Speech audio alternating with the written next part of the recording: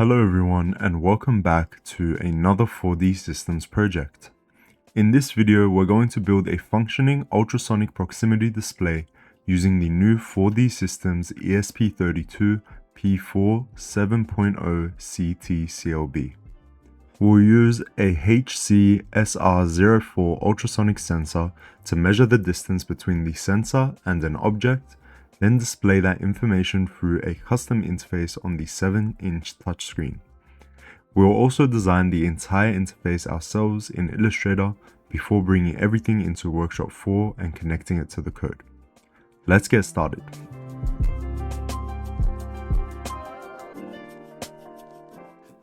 Before touching any of the hardware or code, I started by designing the interface in Adobe Illustrator.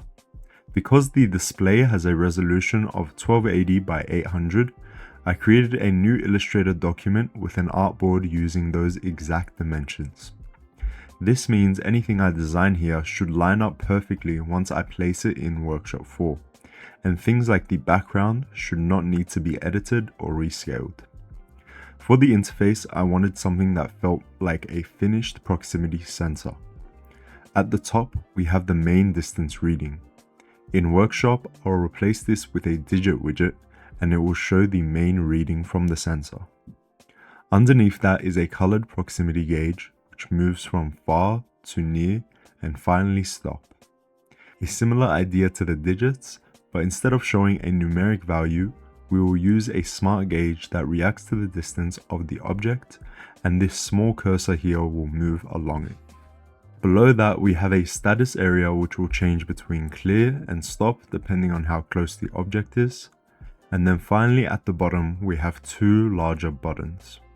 One for holding the current measurement and another for switching between centimeters and inches. They have two states as you can see, their off state and then a darkened version for when you press on them. So from here, I'll simply export the graphics as needed. For example, I've separated the static elements all into one background PNG that can be applied to the form. The parts that need to change, such as the LED digits, the gauge pointer and buttons, will be added separately inside Workshop 4. This is a really useful workflow because it gives you much more design freedom. You can build the interface using whatever software you are comfortable with, then use Workshop 4 to add the actual interactive elements on top. So let's head over to Workshop 4 and take a look at how to use these assets in the project. As always, I'll start by creating a new project, finding my display and then setting the orientation to landscape. Today I am using the ESP32 P4 7-inch capacitive touch display. The first thing I want to do is bring in the background image that we just made. So with Form 1 selected, I'll come down to the properties and set the background type to image. From here, I can import the PNG that I exported from Illustrator, and because it was designed at exactly 1280 by 800, I don't need to resize or reposition anything. I can now click OK, and we have the base interface sitting on the display. The next thing that I want to add is the main distance reading at the top. For this, I'm going to use an LED digits widget. I'll head over to the Widgets tab, find the LED digits, and drag one onto the screen. I'll resize this so it sits inside the main number area that I designed earlier. For this use case, I want the measurement to display in a 00.00 format, so we are using 4 digits with a decimal point between the second and third digit. I also want the leading 0 to remain visible, so a value like 5.25 will still display as 05.25. The digit widget is going to be controlled entirely through the code later on, so for now all that we really have to worry about is getting the size, color and placement looking correct. Next, let's add the gauge. For this, I am using a smart gauge widget. I'll drag the smart gauge onto the screen and then open up the config window using this option from the properties tab. For this project, the gauge is essentially just a pointer that moves across the colored bar on the interface. As I already created the artwork for this, All I need to do is import the base image, which is the color gradient bar, and rescale it as needed. Then on the first layer, I'll import the cursor image and give it a max value of 30. I'll then change its X and Y alignment in the options so it slides across the base image.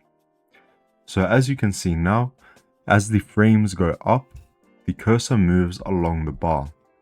The idea is that as the object moves closer to the ultrasonic sensor, the code will simply select a higher frame number and the pointer will move further across the gauge. So now that that is done, I can close the Smart Widgets editor by clicking OK and position it where I want. Now let's add in the two buttons at the bottom of the screen. Both of these are user button widgets. The first one is user button 1 and this will be our hold button. I'll simply drag in a user button widget, select the images option and import both of the button states. The second one is user button 2 and this will switch between centimeters and inches. I can follow the same steps for the states of this button as well. The centimeters and inches button is set as a momentary button because we only need to detect the press and then toggle the unit ourselves in the code. The hold button is used to freeze the current measurement so the value stops changing until it is pressed again. Once everything is positioned correctly, that is basically the interface side of the project all done. Before we go into the code, I just wanted to mention that I am going to use the GCJ image format. You can change this option as well as flash or SD card if you go to the project tab and click this small button here. Because this project uses the GCJ graphics format, Workshop 4 generates a file which contains all of these graphics and widget frames. Okay, now that the design of the interface is finished, we can move on to the hardware. I've made this really simple diagram to show you the wiring setup. For the distance measurement, I'm using a standard HC SR04 ultrasonic sensor. This sensor has 4 pins: VCC, ground, trigger, and echo. VCC connects to the 5V output on the display, and ground of course goes to ground. For the trigger pin, I am using GPIO 50, and for the echo pin, I am using GPIO 51. However, the echo outputs from the HC SR04 can output around 5V, while the ESP32 GPIO pins are designed for 3.3V. So rather than connecting the echo pin directly to GPIO 51, I am using a simple voltage divider. The echo output connects to a 1 kilo ohm resistor, then from that midpoint we connect it to GPIO 51. From that same midpoint, a 2 kilo ohm resistor connects down to ground. This drops the signal voltage to a safer level before it reaches the ESP32. So once all that is wired, the sensor is ready to go and we can finally move on to the code. I'll run you through it so you can see how it is set up and functions.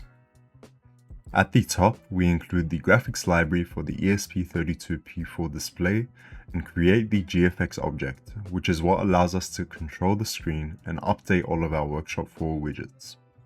We then define GPIO 50 as the trigger pin and GPIO 51 as the echo pin.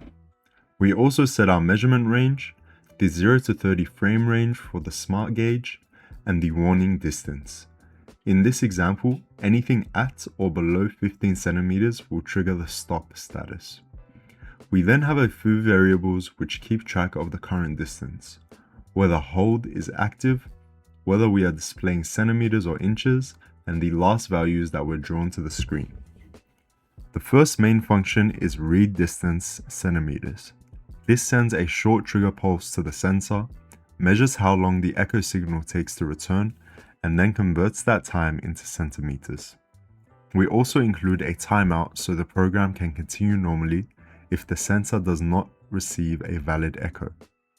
Next, for the smart gauge, the measured distance is converted into one of the 31 gauge frames, from 0 for far through to frame 30 for stop. I also applied a curve to this mapping rather than making it completely linear. This keeps the pointer further away from the stop area until the object actually gets quite close, which makes the gauge feel much more natural. After that, we have two small functions for the text that we are drawing manually. The first switches the labels beside the distance reading centimeters and inches, and the second controls the status row from clear to stop. For the LED function, the important part here is that our widget uses the 00.00 format. So before sending the distance to the display, we multiply it by 100. For example, 10 centimeters becomes 1000, which is then displayed as 10.00 using the decimal point built into the widget. If inches are selected, the same thing applies, but we just convert it. I also limit how often the LED digits can update, which makes the display much easier to read. In the main loop, the first thing we check is touch input. If user button 1 is pressed, we toggle the hold state. When hold is active, the current measurement stays frozen on the display. If user button 2 is pressed, we toggle between centimeters and inches. The cm or in label is updated straight away, and the main distance value is refreshed using the new unit. After checking touch, we take a new reading from the ultrasonic sensor. If the reading is valid and hold is not active, we update the displayed distance. That distance is then used to update the smart gauge, the LED digits, and finally the clear or stop status. And that is basically the entire program. The sensor gives us the distance, we smooth that value slightly, and then the rest of the code uses the same measurement to control the number, gauge, warning status, and unit conversion. And there you go, that is the project complete. We now have a functioning sensor measuring distance in real time and updating the display. I think this is a really nice example of how you can combine the graphics tools inside Workshop 4 with your own interface design and external sensors to create something that feels much more like a finished product. Thank you for watching this video. If you would like to take a look at any of our display products, please visit the 4D Systems website linked in the description. If you have any issues or questions, please visit our forums and resource center, and of course, if you enjoyed the video, like and subscribe. Thank you for watching and see you next time.